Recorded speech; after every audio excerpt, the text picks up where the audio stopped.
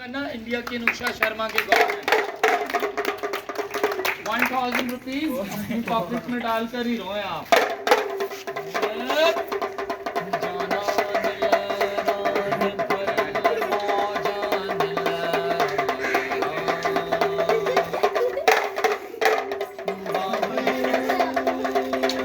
बात सुन ऐसे नहीं होता, थोड़ा अंदाज होते हैं।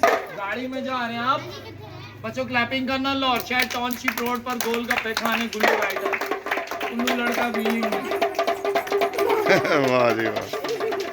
व्हीलिंग में जा रहे हैं। एक डांस रीमिक्स डांस हो रहा है, एक इंडियन राखी सावन का बिलो ब्रांड डांस कर रहे हैं। बच्चों क्लैपिंग करना।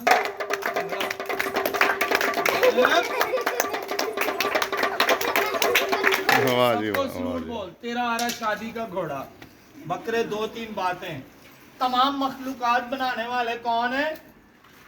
दुनिया कायनात में सबसे बड़ा नेक नाम